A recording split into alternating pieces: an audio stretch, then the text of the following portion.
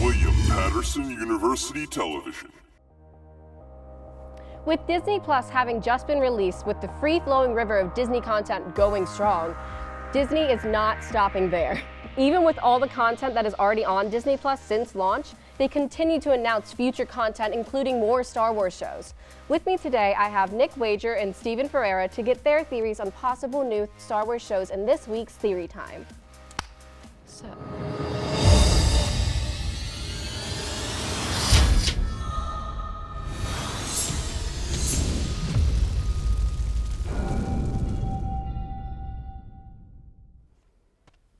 So hey guys, how y'all doing? Pretty good. Pretty damn good. So I'm gonna guess y'all have Disney Plus, right? Yep. No.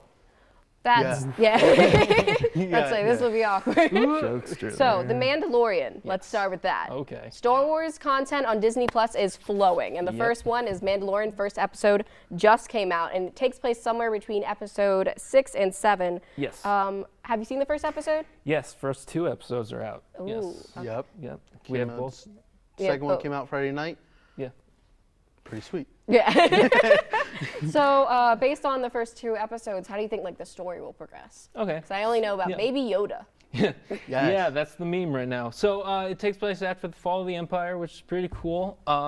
And I think it's going in all sorts of ways. It's a new tone for Star Wars, which is really cool.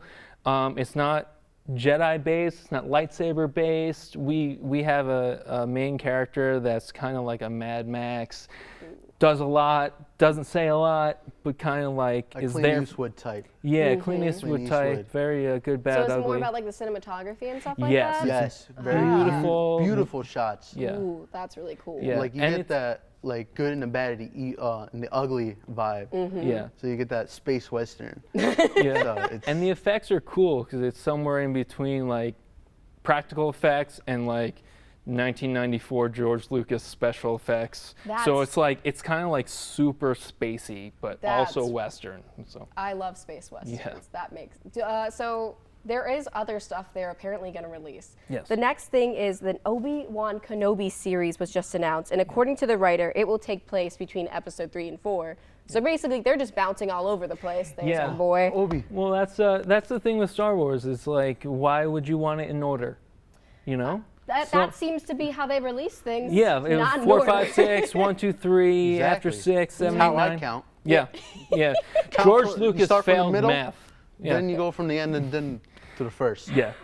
So know how do you English. think, with the Obi-Wan Kenobi one, how do you think Obi-Wan will get to where he is from episode 4, from the Jedi Massacre to from the Jedi Massacre in episode 3 to episode 4? So so Ewan McGregor has said in interviews that it's going to center a lot about how he reacted to the Jedi Purge. So losing all his friends, being disconnected from, basically he's the teacher's pet of a Jedi. Yeah. He's like to the bone, a student, and now he's without his school. So now he doesn't know what to do, and that's kind of like how he's going to make it to the point where he's just basically, his whole job is to not be seen as a Jedi, not practice as a Jedi, and protect Luke Skywalker. So That just until sounds 4 happens. It's less like The Mandalorian, which is like a space western, Yeah. and more just like a sad tale. Yes. Basically, yeah. It's just like, for him, it's like he has to be very patient with Luke because obviously you have to wait for him to grow up.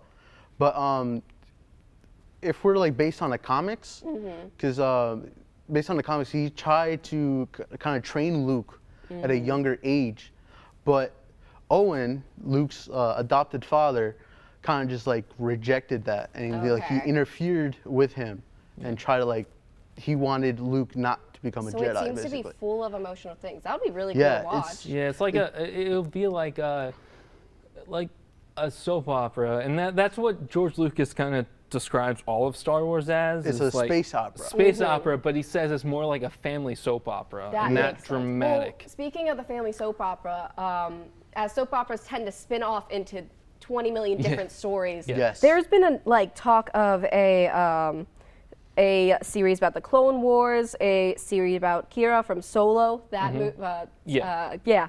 and about Finn and Poe. Yeah. I know the name.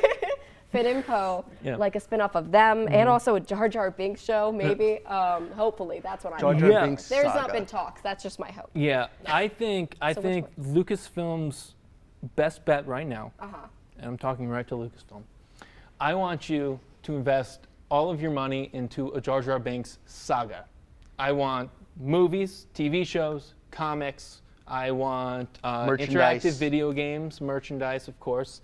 Blankets. Blankets. I need sheets. I need to sheets. sleep on Jar Jar, please. Yep. Okay, but which one would you be which one of these characters would you be excited to see their own show? Okay, so I think the one to talk about is Cassian Andor, which he is played by Diego Luna. He was in Rogue One.